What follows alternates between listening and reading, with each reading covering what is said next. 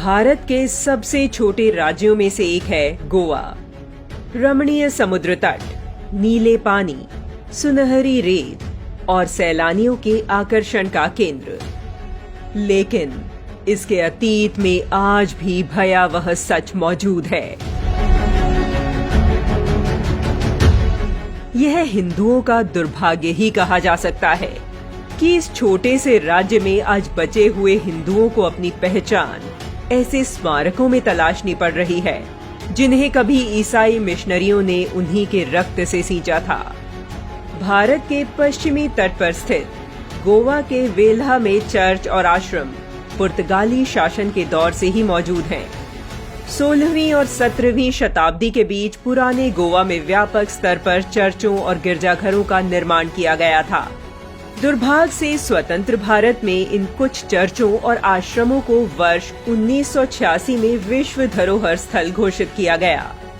यूं तो इतिहास में बहुत कुछ दफन है, लेकिन एक ऐसा स्तंभ जिस पर कभी कहीं भी बात नहीं की जाती, वह है गोवा का हाथ काटरो खम्भ।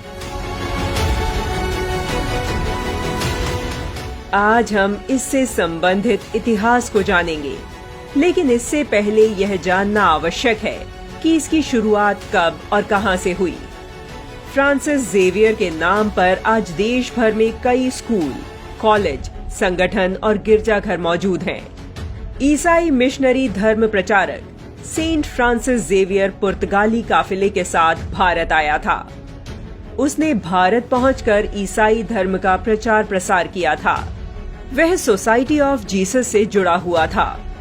16वीं शताब्दी के उत्तरार्ध में दक्षिण भारत से होने वाले मसालों के व्यापार ने भगवान परशुराम की कर्मस्थली को एक बहुसांस्कृतिक शहर में बदल दिया, जिसे आज हम गोवा के रूप में जानते हैं।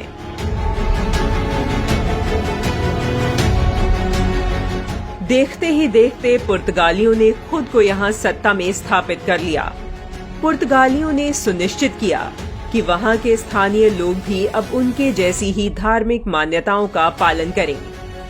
वर्ष 1541 में ईसाई मिशनरियों द्वारा फरमान सुनाए गए कि सभी हिंदू मंदिरों को बंद कर दिया जाए। इसके बाद 1559 तक आते आते तकरीबन 350 से अधिक हिंदू मंदिरों को नष्ट कर दिया गया और मूर्ति पूजा पर प्रतिबंध लगा दिया गया। सेंट जेवियर ने देखा कि हिंदुओं के बालात धर्म परिवर्तन के उसके प्रयास पूरी तरह से कामयाब नहीं हो रहे थे। उसे समय रहते यकीन होता गया कि सनातन धर्म की आस्था अक्षुण्ण है।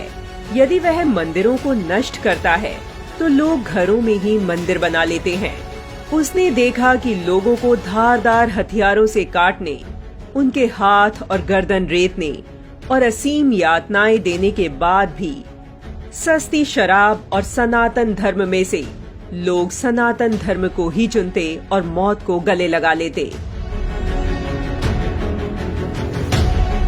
इसके बाद हिंदुओं पर यातनाओं का सबसे बुरा दौर आया। फ्रांसिस जेवियर ने गोवा का पूर्ण अधिग्रहण किया, हिंदुओं के दमन के लिए धार्मिक नीतियां बनाई और यीशु की कथित सत्ता में यकीन न करने वाले हिंदुओं को दंडित किया जाने लगा। अक्टूबर 1560 तक आम जनता के जिंदा रहने और उनके मरने से लेकर उनके भाग्य का फैसला ईसाई प्रीस्ट के हाथों में आ गया।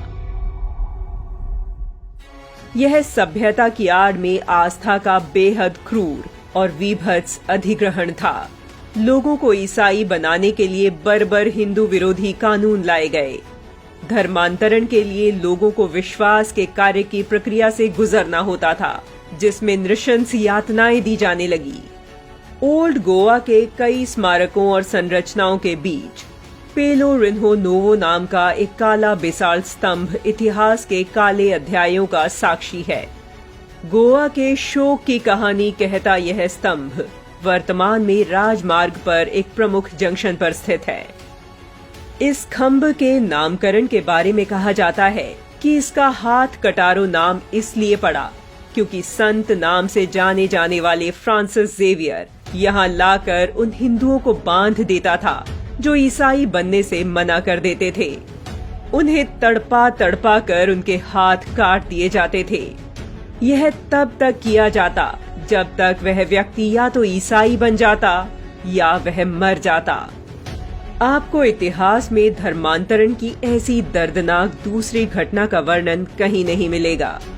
इस स्तंभ को सालों पहले गोवा के बाहरी इलाके में स्थानांतरित कर दिया गया था।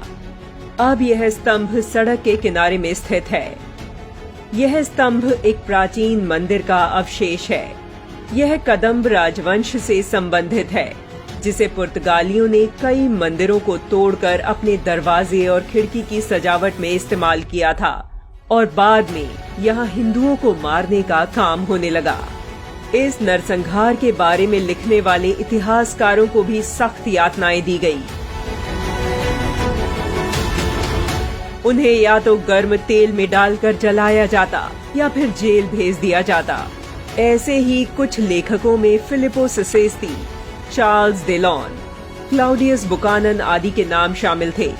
इतिहास में पहली बार हिंदू भागकर बड़े स्तर पर पलायन करने को मजबूर हुए। दुर्भाग्य यह है कि समकालीन स्मारकों के विपरीत यह स्तंभ आज तक भी एक संरक्षित स्मारक नहीं है। आज हजारों की संख्या में सैलानी गोवा सैर करने जाते हैं। शायद ही कोई जानता हो कि गोवा के सनातन अतीत का साक्षी यह स्तंभ आज भी वहां मौन खड़ा है। इस बार आप गोवा जाएं तो इस स्तंभ के दर्शन कर उन लोगों को श्रद्धांजलि अवश्य दीजिएगा जिन्होंने अपने हाथ कटा लिए लेकिन सनातन धर्म नहीं छोड़ा। धर्म के लिए अपने प्राण न्यौछावर करने से भी नहीं चूके।